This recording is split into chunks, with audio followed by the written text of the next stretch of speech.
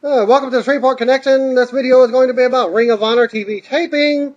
It's an unknown date because they haven't posted the actual date, but it's either a spoiler or it's already happened, so it's either a spoiler or scheduled for St. Clair Broadcasting. And here are your results.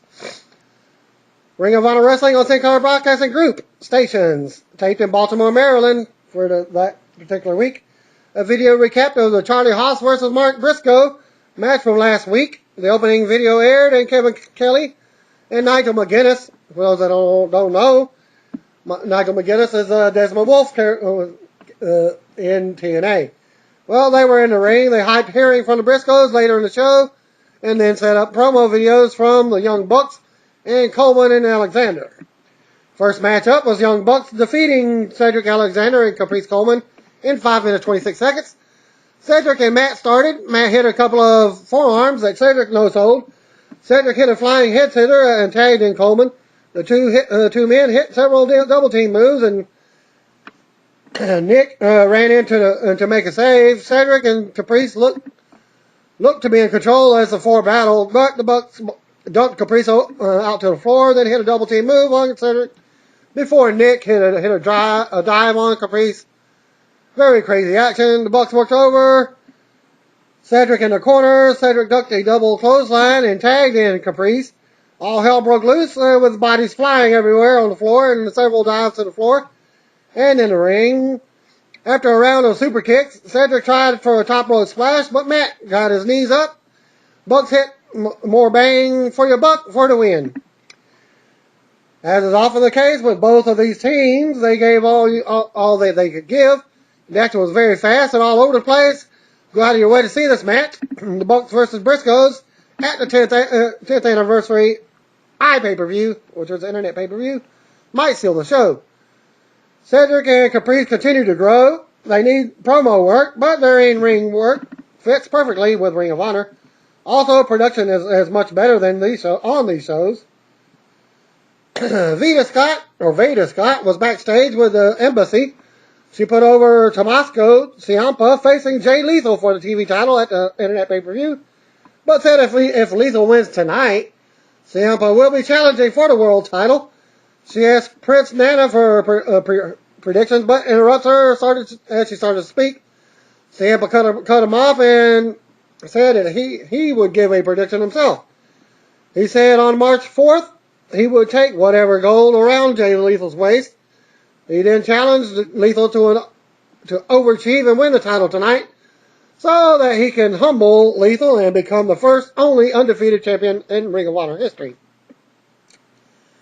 Wow, surprisingly good stuff from Ciampa. I hope Ring of Honor has him under a solid contract, because with his size and in-ring work, coupled with an improving set of mic skills, I expect WWE to come calling sooner rather than later. A Young Bucks promo hyped the tag title match at the 10th anniversary show. The Briscoes came to the ring for an interview with Kevin Kelly. Jay said live on pay-per-view, it's going to be the Dem Boys versus the Lady Boys. He said they aren't taking the Bucks lightly, but they weren't going to make the Bucks their personal bitches. Kelly asked about the House of Truth tag team, and Jay put over that they won a check for $5,000, but it bounced when they took it to the bank. He said the next time they see Truth Martini, if he didn't have their money, their dad was coming to beat it out of them. Kelly asked about facing World's Greatest Tag Team in Florida. Jay said that when they meet World's Greatest Tag Team in Florida, it wasn't about the belts. He said somebody would be leaving in a body bag. He said whoever faces the Briscoes had better man up. The crowd was starting man up to end that segment. The Briscoes are perhaps the most entertaining tag team in all of professional wrestling right now. I had the privilege of working on a show with them this weekend, and nobody worked harder than them boys. And I say that even though Mark tried to kill me with a flying chair on Saturday, good promo work here from Jay that put over 3 teams at the same time. And this report is done by one of the talent of the show, of that particular show. The Inside Ring of Honor video package featured the return of Kevin Steen to TV last week, as well as the return of Jimmy Jacobs. Jacobs cut a promo and said he learned sometimes evil wins. Jacobs said it was time for him to be evil again. He asked if evil faces evil. Does anybody ever win? Steen cut a promo about how he hopes Jacobs causes them to bleed for their match at the 10th anniversary, so that Jacobs can see that his future as a good company man is limited, but allowing the darkness in him to shine through makes him unstoppable. Well, tag team name All Night Express cut a promo about getting to the Young Bucks for putting Rhett Titus on the shelf. But first, they wanted to make sure that they were the top tag team in the division, so they would face World Greatest Tag Team before getting revenge on the Bucks. Next week, Roderick Strong will face Eddie Edwards, with the winner getting a title shot on the March 30th event. Strong said he was pulling for Lethal tonight because while he could beat both of them, he could beat Lethal that much easier. He said Edwards was on a losing streak, so he expected to win next week and have the world title picture under his control by April 1st. That ended the Inside Ring of Honor segment. Okay, the promos there. Strong's was probably the best of the bunch. The ANX promo, All Night Express, was the weakest, though Jacobs' lip biting was way over the top. Steen doesn't look or sound right sitting at a table talking. Veda Scott was in the locker room again with Eddie Edwards and Adam Cole. She asked Eddie for his pick in the title match. Eddie said it all depends on where Davy's head is. He said if Davy has his head in the game, he'll beat Lethal. He said if he's worried about their tag match, he could make a mistake and Lethal is good enough to capitalize. Cole then jumped in and said he would be ready for their tag match and that he had Eddie's back next week versus the House of Truth. Terrible promo, but it didn't put any heat on anybody. Of course, the looming tag match at the pay-per-view isn't very exciting anyway, so what could have they been possibly done? Back ringside, Kelly and McGinnis said a lot of people were predicting a Lethal win.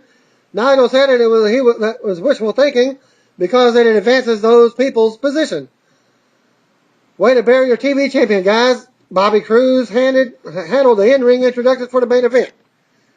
Well, unfortunately, Davey Richards defeated Jay Lethal.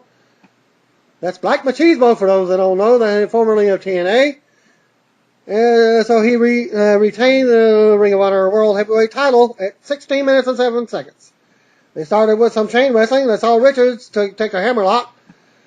Lethal made it to the ropes. Davey broke and helped Lethal to his feet. So it's a fair match so far. Davey locked in a submission hold and turned it into a pinning position. Lethal kicked out and hooked on the same hold before getting in there for himself by twisting into the same pinning predicament.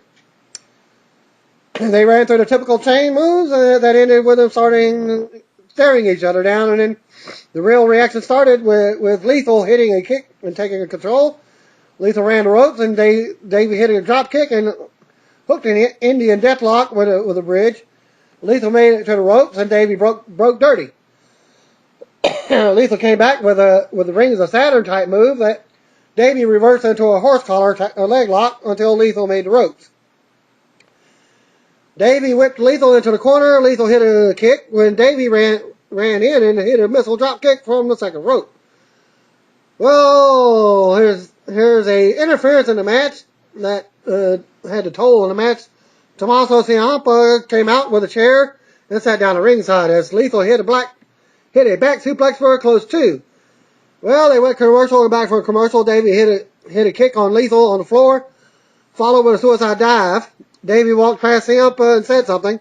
Ciampa got in his face. Kyle O'Reilly ran out and pulled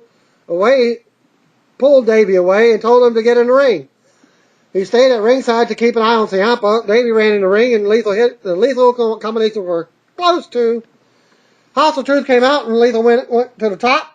Davey caught him up there and hit a top rope superplex. Davey floated over and lifted Lethal up for another suplex, but he hit it into a cross arm breaker. Lethal made the ropes and Eddie Edwards and Adam Cole came to the ring. Davey hit several kicks, and Lethal came back with a string of strikes. He hit the ropes, and Davey tried for an alarm clock.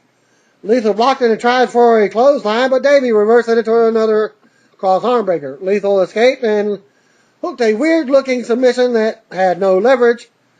Davey escaped, and they traded kicks. Davey hit a clothesline and climbed to the top. He jogged with Eddie Edwards on the floor. O'Reilly climbed up on the apron. Michael Elgin pulled him down, and he brawled with everybody, but Ciampa broke out. Lethal took the distraction and hit a move that the cameras missed and called for the lethal injection. He hit the ropes, but Elgin shoved Cole into Lethal, so Lethal landed on his feet. Davey hit another kick that was somehow enough to put Lethal away. Post-match, everybody but Ciampa fought to the back. Ciampa yelled at Lethal and Davey from the floor as the two shook hands to close the show. Not a terrible match from Lethal by anyway. He's a pretty darn good talent. Don't know why WWE didn't automatically pick him up when he left TNA. Well, they had good spots on both guys, but nothing to write home about. The ending could have been better if the cameras hadn't closed in on Adam Cole, showing him fighting and watching the action in the ring, so they could time the spot, but that's not the wrestler's fault. And Davey still needs a finisher. The final kick looked no different from the ones that they traded just a minute prior. Overall, a good showing from Ring of Honor this week, heading into the weekend's 10th anniversary show. And once I get the results, I will post that as well. And that ends my Ring of Honor TV taping. Stay tuned tomorrow for your Impact spoilers for the rest of the week, as they will be taping 3 shows this week, I believe. Probably 1 show tonight, 1 show tomorrow, and 1 show for Wednesday. They're doing 3 weeks of tapings. Alright, now peace out. God bless. Say your prayer, take your vitamins, yada, yada, yada. Believe in yourself, yada, yada, yada. Hustle, loyalty, and respect. Peace out, brothers.